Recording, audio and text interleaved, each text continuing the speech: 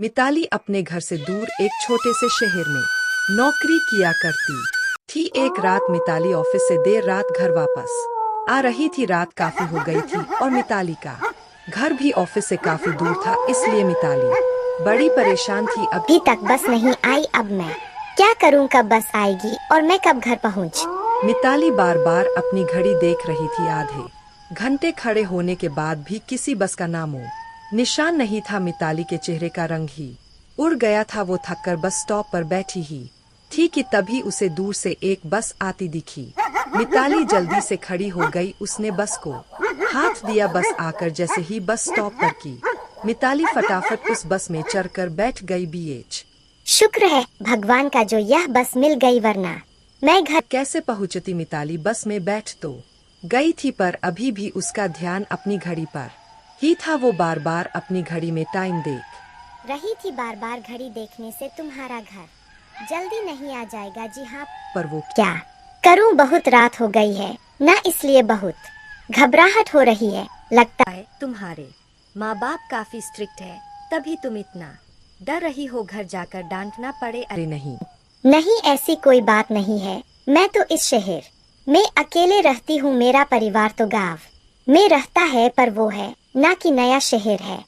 देर रात सुनसान रास्ते से जाने में डर तो लगता ही है ना। चलो दूर ही सही, कोई तो है तुम्हारा। मेरा तो इस दुनिया में कोई नहीं। ओ, बड़ा दुख हुआ सुनकर। अचानक बस जाती। मैडम, आपका बस स्टॉप आ गया है। आपका ध्यान कहाँ है? जल्दी उतरी हा बातों बातों मैं पता ही नहीं चला। अच्छा, मैं चलती हूँ। भगवान ने चाहा तो फिर मुलाकात होगी। मिताली बस से उतरकर अपने घर चली जाती है और जल्दी से खाना खाकर सो जाती। इत्तेफाक से अगले दिन भी ऑफिस से आती वक्त मिताली को वही औरत दोबारा मिल जाती है। दोनों के बीच काफी बातें होती है और अब तो वह औरत मिताली को रोज ही मिल जाती। बड़ा ही अजीब इत्तेफाक है। मैं किसी भी वक्त ऑफिस से निकलूं, पर तुम मुझे रोज उसी बस में मिल जाती हो। सही कहा तुमने। शायद ऊपर वाला हमको बार बार मिलवा चाहता। मिताली और सुजाता की कुछ ही दिनों में काफी गहरी दोस्ती हो जाती है। दोनों इतनी अच्छी दोस्त बन जाती है कि एक दिन मिताली खुद सुजाता से अपने साथ रहने को बोलती है, क्योंकि सुजाता का भी इस दुनिया में कोई नहीं था, इसलिए वह खुशी खुशी मान जाती है। अब दोनों हंसी खुशी एक साथ रहने लगती है और दोनों को ही अब अकेलापन महसूस नहीं होता।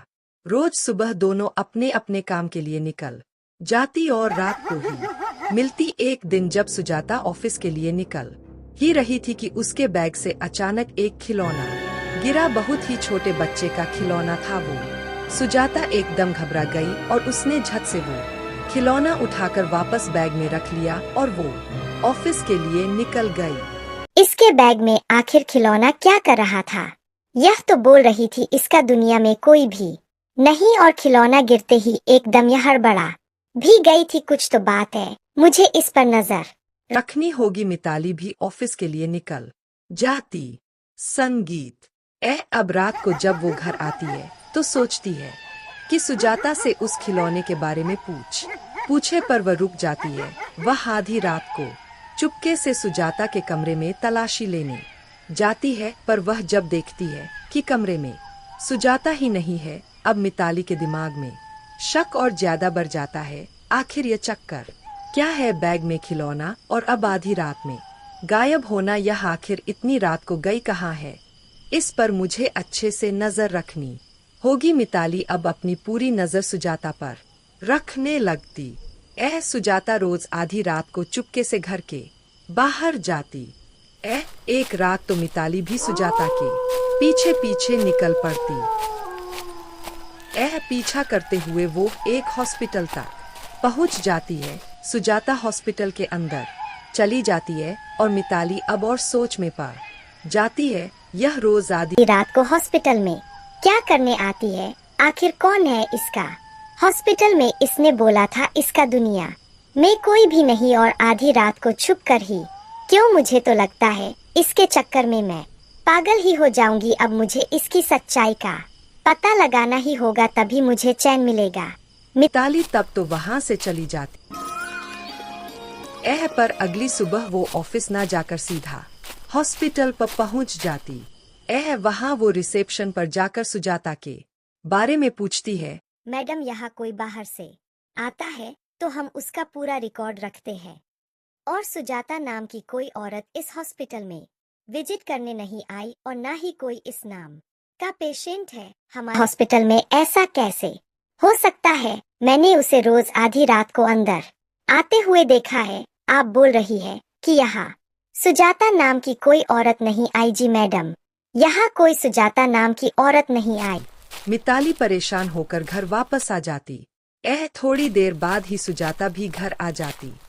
सुजाता रिमोट उठाती है, टीवी ऑन कर देती।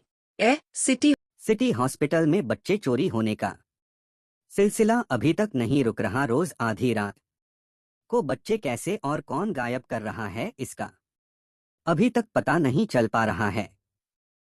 यह खबर सुनते ही मिताली सुजाता की तरफ देखती है। सुजाता का रंग उड़ा हुआ होता है कि जैसे पता नहीं उसने आखिर ऐसी क्या खबर सुन ली। सुजाता रिमोट साइड में पटकती है और अपने कमरे में भाग जाती है। मिताली को समझ आ जाता है कि आखिर सुजाता का उस हॉस्पिटल से क्या ताल्लुक है और क्यों रजिस्टर में उसका कोई रिकॉर्ड नहीं है। मिताली उस रात बस सुजाता के जाने का इंतजार ही कर रही होती है, पर इस बार वह उसका पीछा न करके उसका सारा सामान चेक करती है। उसके सारे बैग खाली कर देती है। मिताली जब बैग खाली कर रही होती तो उसकी आंखें फटी की फटी रह जाती है।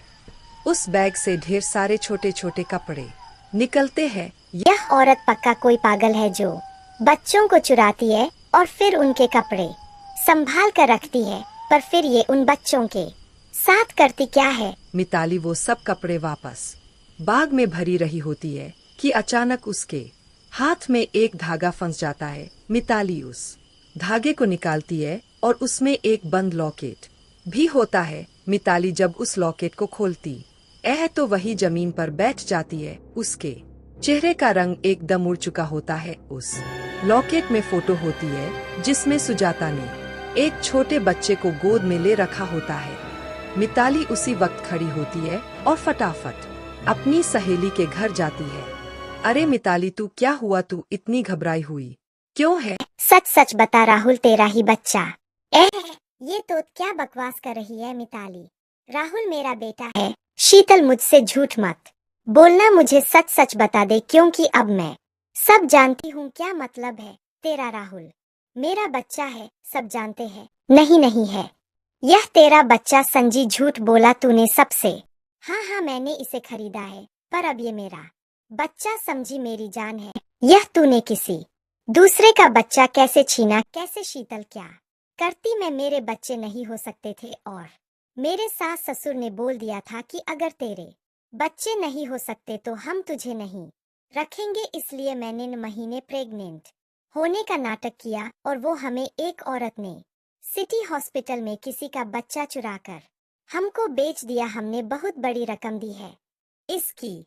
सुजाता, मैं तुमसे मिलवाने किसी को लेकर आई हूँ। क्या मिलना चाहोगी तुम उससे? मुझसे मिलवाने पर इसे मिताली लॉकेट खोलकर दिखाती है। इसे तुम्हारे बच्चे को। मेरा बच्चा कहाँ है? मेरा बच्चा कब से ढूंढ रही हूँ, इसे मिलता ही नहीं, जाने कहाँ खो गया है। बताओ ना, कहाँ है मेरा बच्चा? शीतल ले आओ राहुल को। शीतल उसी बच्चे को गोद में लेकर सुजाता के सामने आती है। सुजाता अपने बच्चे को देख सुनन रह जाती है। उसकी आंखों से आंसू रुकने का नाम ही नहीं ले रहे होते और उसके होठों पर एक अलग ही मुस्कुराहट होती है। मुझे माफ कर दो, मैंने हॉस्पिटल से तुम्हारा बच्चा चुराया था, मुझसे गलती हो गई। यह लो अपना बच्चा, अब ये तुम्हारे पास ही रहेगा। काश तुमसे पहले मेरे पास ले आई होती, काश मैं इसे गोद में ले पाती, इसे अपने साथ रख पाती। काश ऐसा क्यों बोल रही हो? अभी भी तुम इसे अपने पास रख सकती हो। माँ, राहुल पहली बार अपने मुंह से माँ बोलता है और अपना हाथ सुजाता की तरफ बढ़ाता है जैसे कि वो उसे पहचान गया हो। सुजाता की खुशी का कोई ठिकाना नहीं होता। वह अपने हाथों से अपने नन्हे से राहुल की उंगली छूती है और उसी वक्त वो धुआं बनकर आसमान में समा जाती है। सुजाता की धुएं से आती आवाज, मेरे बच्चे का ध्यान रखना, मेरी आत्मा को शायद अब शांति मिल जाएगी। सुजाता ने अपने बच्चे के गम में आत्महत्या कर ली होती और वो बस एक आत्मा होती है जो अपने बच्चे के लिए भटक रही होती है। और मिताली के